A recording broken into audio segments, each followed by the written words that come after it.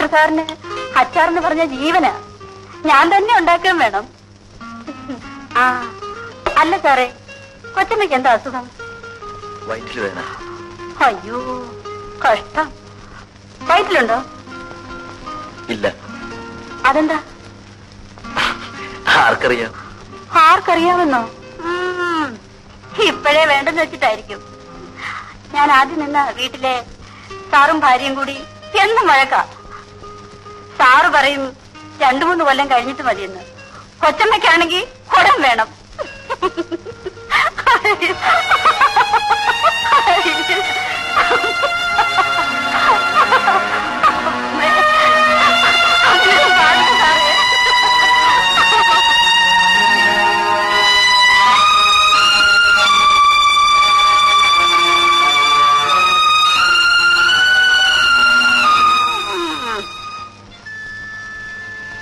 എല്ലാം ഞാൻ അറിഞ്ഞു മിനി.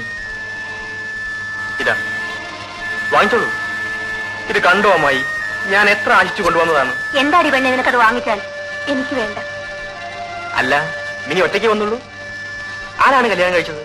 പെണ്ണുങ്ങളെ കല്യാണം കഴിക്കുന്നത് ആരാ? ആണുങ്ങൾ. അമ്മായി ഇത് കണ്ടോ, എന്നെ ദേഷ്യം പിടിക്കുന്ന വർത്തമാനം. മിനിക്കത് പണ്ടേ ഉള്ളതാ. നിങ്ങൾ വഴക്ക് കൂടണ്ട. മോൻ അതെടുത്ത് അകത്തേക്ക് വെക്ക്, പിന്നെ അതവൾ എടുത്തോളൂ.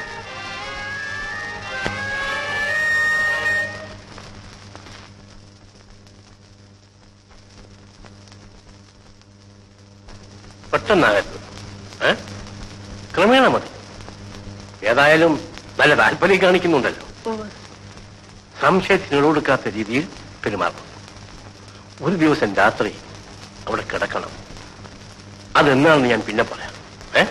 ശരി, അപ്പോൾ ഞാൻ പോരാതാകാം. ഈശ്വരാ, ദൈവമേ, എന്തൊരു ചൂട്. കല്യാണി, നീ ഞങ്ങൾക്ക് വാ. നിന്നോട് ഞാൻ എന്തൊക്കെയോ തെറ്റുകൾ പറഞ്ഞു. നീ എന്നോട് ക്ഷമിക്കണം. നമുക്ക് ഒരുമിച്ച് ജീവിക്കാം.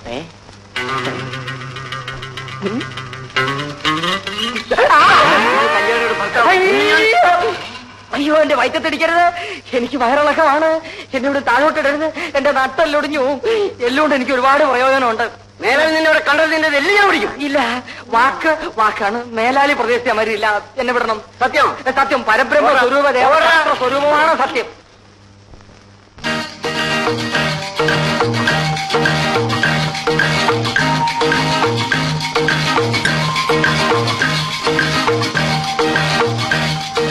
പ്രലോഭിപ്പിക്കാൻ കഴിവുള്ള ഒരു സ്ത്രീ, അതായിരുന്നു അയാൾക്കുള്ള മരുന്ന്. എന്താ സാർ? തീപ്പെട്ടി തീർന്നു. അടുക്കളയുണ്ട്, ഞാൻ എടുത്തു തരാം. എന്തിനു പറയുന്നു? മേധാശക്തിയുള്ള, ആകർഷണയുള്ള, ആരോഗ്യമുള്ള ഒരു സ്ത്രീ അയാളുടെ കുറവ് മാറ്റിയെടുത്തു. തീപ്പെട്ടി സാർ, മുമ്പൊരു വീട്ടിൽ നിന്നപ്പോ അവിടുത്തെ സാറിന് എപ്പോഴും വെള്ളം കുടിക്കണം. അതും ഞാൻ തന്നെ കൊണ്ട് കൊടുക്കണം. എന്തിനാണെന്നോ? കണ്ണു തെറ്റിയാൽ കയറി പിടിക്കാൻ. കാണാൻ കൊള്ളാമെങ്കിൽ പോട്ടേന്ന് കരുതാം. അതൊരു കരിമൂർഖൻ. എനിക്കറിഞ്ഞൂടെ സൂത്രം.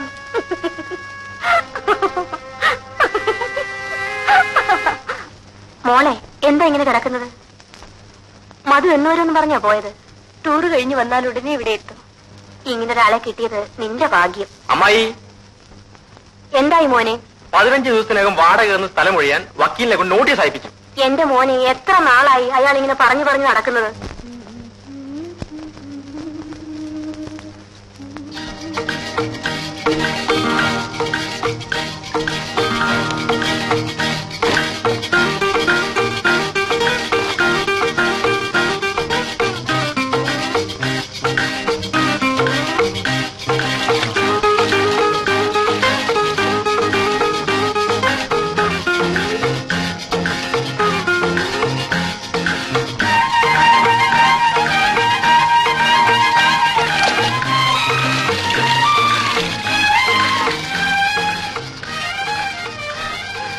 ഉണങ്ങിക്കഴിഞ്ഞാൽ എല്ലാം എടുത്ത് അകത്ത് വെച്ചിട്ട് ഊണ് കഴിച്ചിട്ട് വെക്കോ.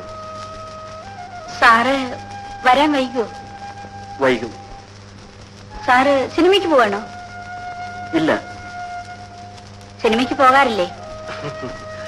വല്ലപ്പോഴും. സിനിമയെന്ന് പറഞ്ഞാൽ എനിക്ക് ജീവനാ.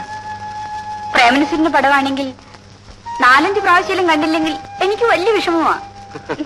അത് കല്യാണം കഴിഞ്ഞാൽ മാറും. ആര് കഴിക്കാൻ? ചിലപ്പോ വല്ല കൂലിവേലക്കാരോ ചുമട്ടുകാരോ ആയിരിക്കും. കള്ളം കുടിച്ചു വന്ന് ദിവസം ഇടിയും തൊഴിയും തന്നെ. ആ വിഷമം തീർക്കാൻ സിനിമ തന്നെ ശരണം. അപ്പോ കല്യാണം കഴിഞ്ഞാലും പ്രേംനസീർ ആയിരിക്കും മനസ്സിൽ. സാറെന്താ സിനിമയിൽ ചേരാത്തത്? നല്ല ഭംഗിയുണ്ട്. ആ, താക്കോൽ ഡൈനിങ് ടേബിൾ വെച്ചേക്കാം. എന്റെ കയ്യിൽ വേറെ താക്കോലുണ്ട്. പിന്നെ അതിരാവിലെ വരണമെന്നില്ല, 8 മണി കഴിഞ്ഞ് വന്നാ മതി.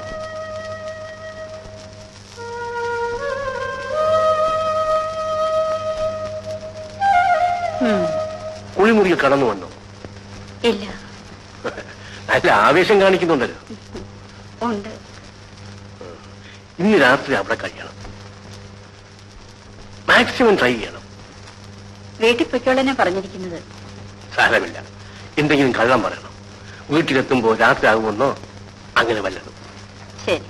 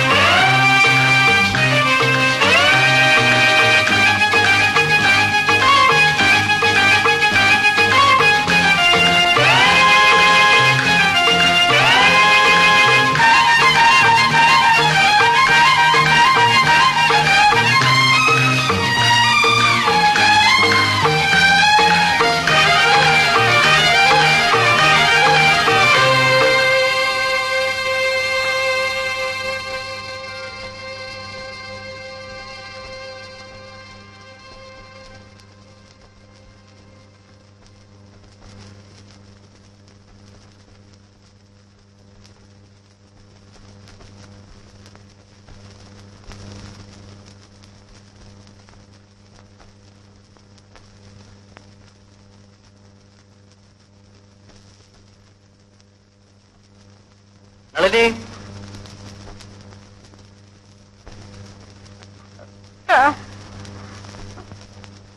നിന്നോട് വീട്ടിൽ പോകാൻ പറഞ്ഞിട്ടേ പോവാഞ്ഞത്? പടി ഇറങ്ങുമ്പോ വഴുതി വീണു. കാലുളിക്ക് നടക്കാൻ വയ്യ.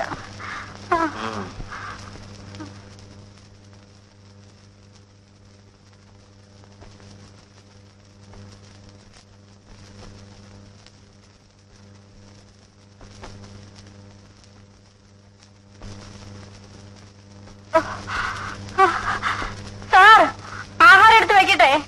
വേണ്ട, ഞാൻ കഴിച്ചു.